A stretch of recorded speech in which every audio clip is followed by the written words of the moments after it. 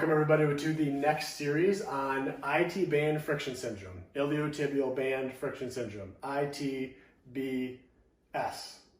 Long word, not going to say it that much.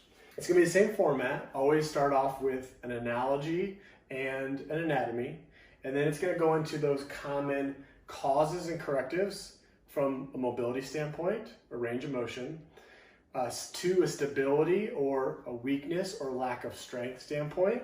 And then third, my favorite is the running form. And all of them would have common causes and correctives for what I've seen to be the most common with all this kind of stuff. So without further ado, we've got our muscles, tendons, bones, and then we have our IT band. Your IT band is a very, very thick connective tissue that we'll delve into a little bit deeper, kind of what are the roles and the functions as well. So we've got the four quad muscles here, quadriceps.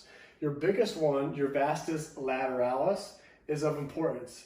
You will see that from this kind of side or this posterior lateral view that we can see slips of the vastus lateralis behind that IT band. Your vastus lateralis is huge. IT band goes directly over that. So that's of importance. So again, we're zooming in now on the vastus lateralis. This is going to be very important later. This space is important. Our IT band, there should be some space. It shouldn't just be plastered down to that vastus lateralis. And we'll see later why that is of importance. So remember that. Should be able to have some lift off of that IT band on that vastus lateralis. So what else is important? We've got your IT band there. We've got the glute max. Your glute max has slips of connection to your IT band.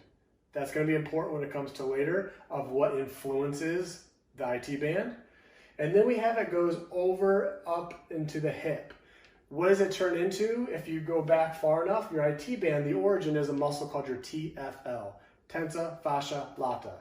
Sounds like a drink or a coffee at Starbucks, but we're just going to call that TFL. And that goes over the side of the hip. All right, so my other favorite is analogy. So bear with me here. We are going to relate the anatomy and the cause of IT band friction syndrome at the knee and flossing your teeth. And no, we're not talking about this kind of flossing. I don't even know how to do that. I'm not sure if that's still a thing. So here's where we are. We're going to take that tooth and we're going to flip it upside down. The reason for that is that way it's going to be better representation of the femur. So you can see we've got the top bone here, your femur. We've got the bottom bone here, the tibia. Your patella, that was our last section. We talked a lot about that. Your fibula. So we're taking this tooth, we're flipping it upside down, and this is representing the bottom of your femur. You'll notice just like with this tooth, we have what's called condyles. It's these elevations of the femur. You have a medial or inside and a lateral outside condyle. That's going to become important when it comes to the IT band. The anatomy of the IT band of where it goes down is it crosses the joint and it goes right over this lateral. This is also, when we're talking about pathology with all joints really, a joint is just where two bones come together. There's always that cushion or cartilage that goes between. You've got a capsule that surrounds it. It's like saran wrap that helps to keep fluid in. There's not a great blood supply inside the joint, so it relies on movement, which creates synovial fluid, which nourishes the joint. So all that to be said is this pathology, just like with the last one of anterior knee pain, is extra articular. So it does not have to do with inside the joint, meaning we take this, look straight down, that cartilage that lines the top and the bottom of the joint. You've also got your meniscus in there. That'll be another discussion. So we're still dealing with what we call an extra articular pathology. So what happens is this is going to represent your floss. This is the lateral condyle of your femur.